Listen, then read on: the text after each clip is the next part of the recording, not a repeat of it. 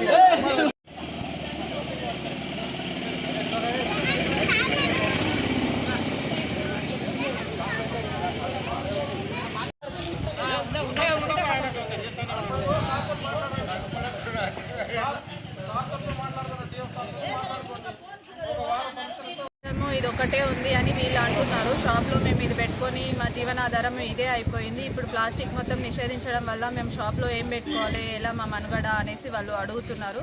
దీనికి ప్రత్యామ్నాయంగా ఏమైనా చేయమని కూడా కోరుతున్నారు.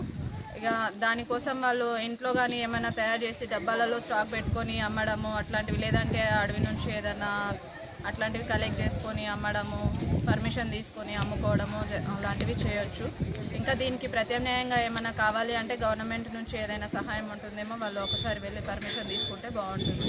మాకు వచ్చిన ఆర్డర్స్ ప్రకారం అయితే ఇక్కడ ప్లాస్టిక్ ఏమి ఉన్నా కూడా మేము పెనాల్టీ వేయడము, లేదంటే దాన్ని కలెక్ట్ చేయడము జరుగుతుంది. తర్వాత మనుషులకే అయినా ప్లాస్టిక్ భూమి మీద ఉండిపోవడం వల్ల అన్ని ప్రాబ్లమ్స్ అవుతున్నాయి అనేసి దీన్ని నిషేధించడం జరుగుతుంది. ఇది గవర్నమెంట్ నుంచి వచ్చిన ఆర్డరే కాబట్టి అందరూ దీనికోసం సహకరించగలరని కోరుకుంటున్నాను. నా పేరు వాసవి, నేను ఇక్కడ సెక్షన్ ఆఫీసర్గా వర్క్ చేస్తున్నాను. అయితే ఈరోజు ఫస్ట్ నుంచి ప్లాస్టిక్ ఫ్రీ జోన్ అనేసి ప్లాస్టిక్ మొత్తం నిషేధించడం జరిగింది. ఆల్రెడీ వీళ్ళకి వటవర్లపల్లి విలేజ్లో ఒక 20 days ముందే నోటీసులు ఇవ్వడం జరిగింది. ప్లాస్టిక్ ఏమీ వాడకూడదు, ఉన్న స్టాక్ మొత్తం ఇప్పటికే అమ్మేసుకోవాలి, తర్వాత మొత్తం నిషేధిస్తాము. ఒకవేళ ప్లాస్టిక్ స్టాక్ ఉన్నట్టయితే పెనాల్టీ వేయబడుతుందని చెప్పడం జరిగింది. నిన్నటి వరకు ఇచ్చిన గడువు అయిపోయింది. ఈరోజు నుంచి షాప్స్ అన్నీ తిరగడము, ప్లాస్టిక్ ఏమన్నా ఉంటే వాడొద్దు అని చెప్పడము, ఉన్న స్టాక్ కలెక్ట్ చేయడము, వాళ్ళకి మళ్ళీ ఒకసారి ఇన్స్ట్రక్షన్స్ చేయడము జరుగుతుంది.